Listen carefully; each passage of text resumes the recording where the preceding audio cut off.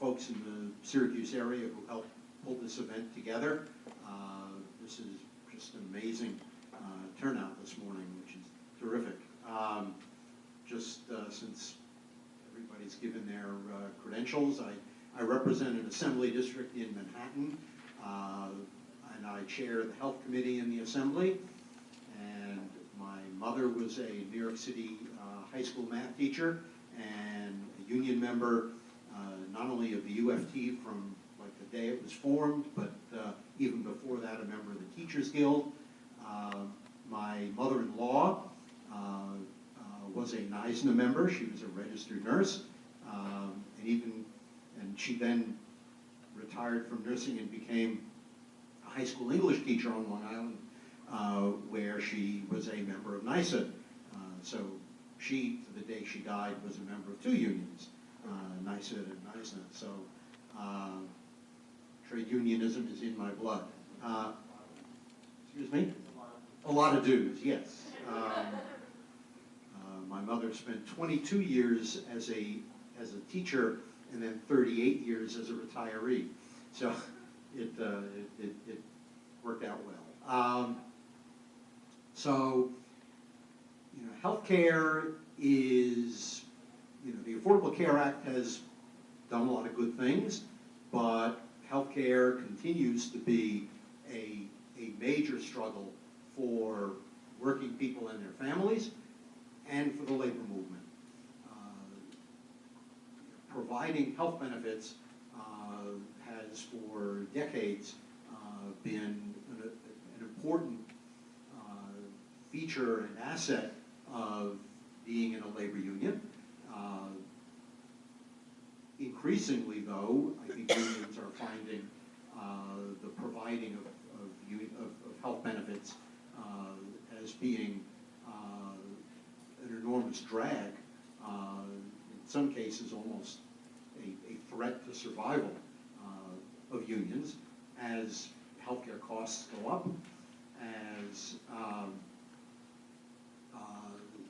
you've got things like the competition from the Affordable Care Act, which is encouraging more and more employers to drop health benefits. Health benefits are enormously crowding out almost every other issue from the bargaining table.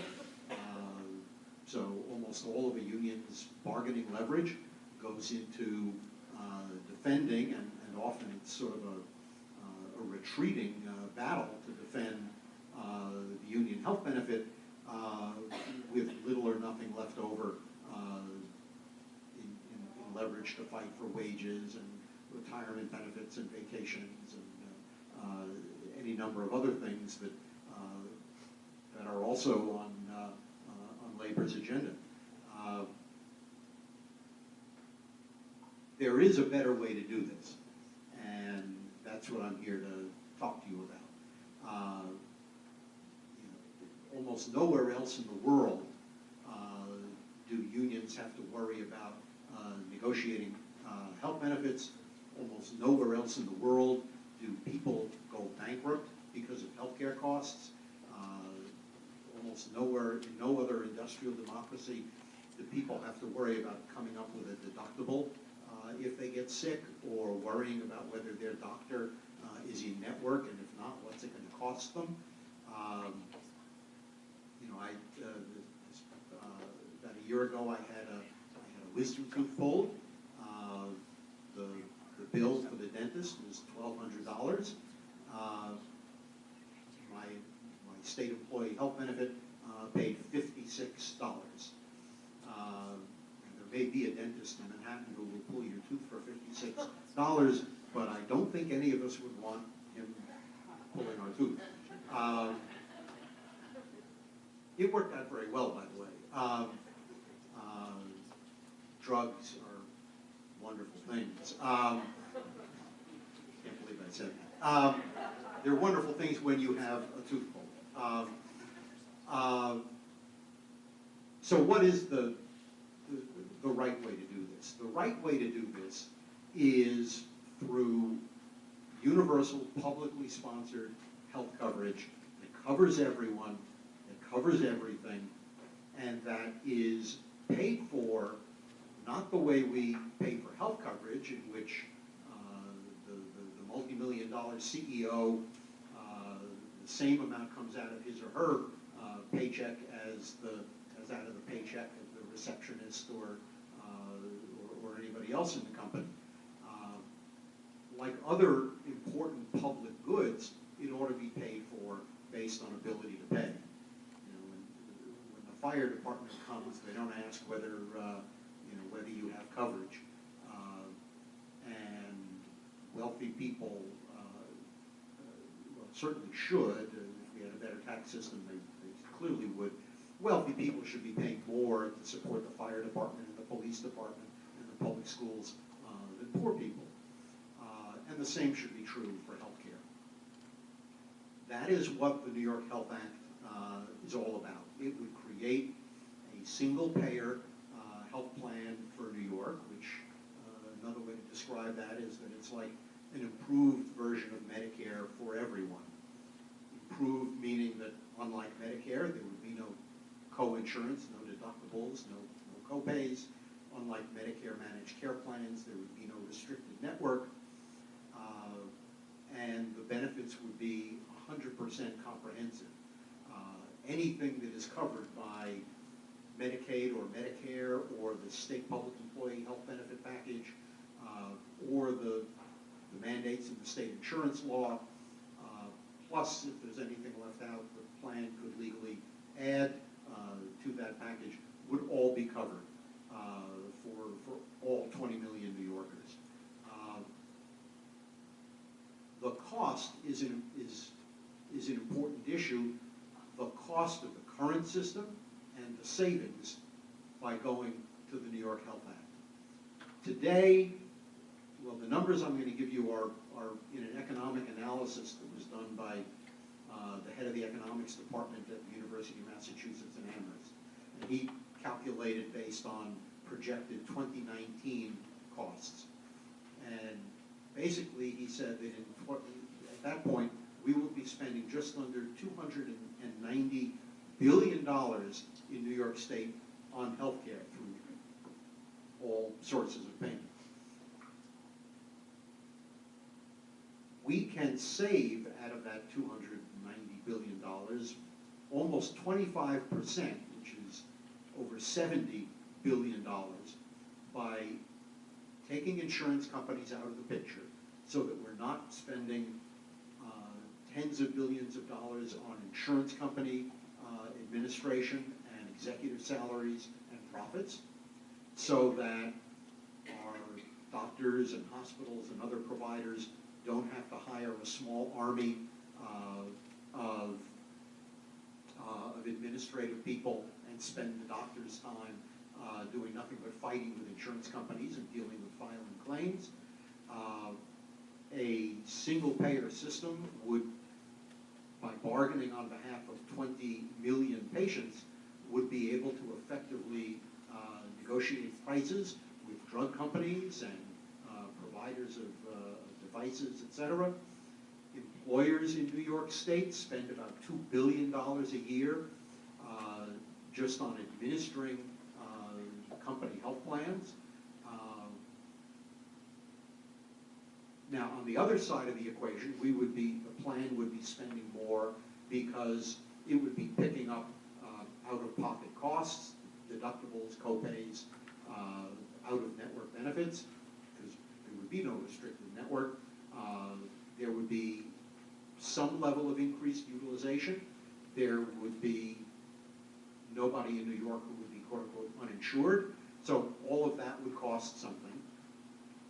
The net savings per year would, out of the $290 billion that we now spend, would be a net savings of $45 billion a year, which is a little over $2,000 per capita in New York State. We've got 20 million people, $45 billion comes out to a little over $2,000 for every man, woman, and child. It would be paid for by premiums that would be progressively graduated based on income. So there would be a progressively graduated tax, premium on payroll income. There would be a progressively graduated premium on non-payroll income, taxable income, interest, dividends, capital gains, etc. Income that today does not contribute to the cost of healthcare. Because it would be progressively graduated, so that like the first 25,000 of income would not be assessed at all, and then it would gradually go up.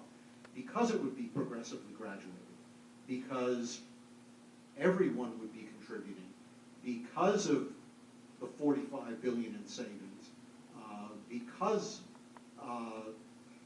non-payroll income would be contributing, for 98% of New Yorkers, and I'm guessing that's probably everyone in this room, the cost for the premium would be dramatically less than we now spend either from our check or our paycheck or our employer's paycheck, dramatically less than what we now spend on premiums, deductibles, copays, and out-of-network charges. You know, when you first hear that, it sounds like magic.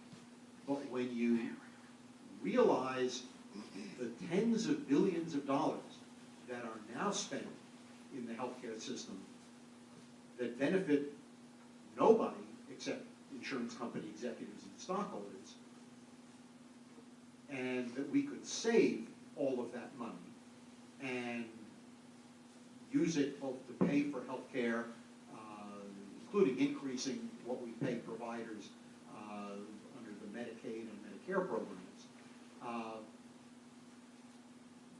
That's how the numbers work. And they are very real and very dramatic. What I would hope is many of you represent unions that have already endorsed the bill, and that's terrific. You know, just you've got a list in front of you, but among the supporters of the bill, the New York State AFL-CIO, our hosts 1199, NYSNA, NYSET, in New York City, 32BJ of SEIU, United Food and Commercial Workers, CWA, UAW, the Unite Here, Local 150, the Working Families Party, the Green Party, Citizen Action, have all endorsed the bill. The State Assembly passed the bill this past May by a vote of 92 to 52. What I would love to have come out of this meeting today, well, or as a follow-up to it, those of you who are with unions that have not endorsed the bill,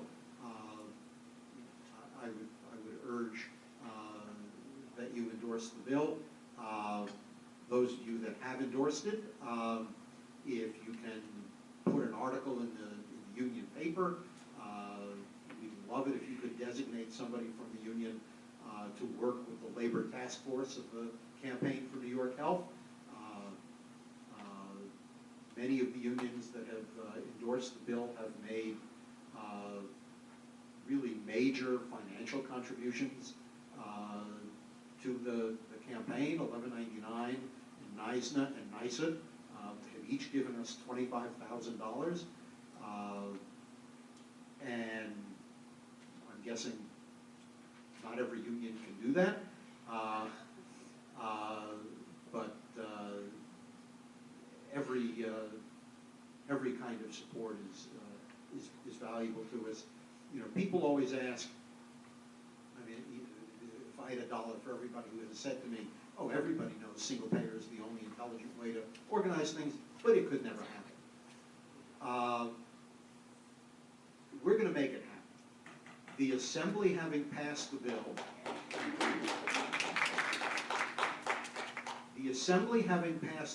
is beginning to change the conversation from from something that could never happen to something that really is achievable. And I believe that as more and more people come to believe it is achievable, and therefore believe that it is something that they ought to be putting effort into and getting the word out to the public about, I think it very quickly moves from being truly achievable to being almost inevitable, because the benefit to 20 million New Yorkers, to virtually every New Yorker, is not just a marginal benefit. It is a transformative benefit for our health care, for our family finances.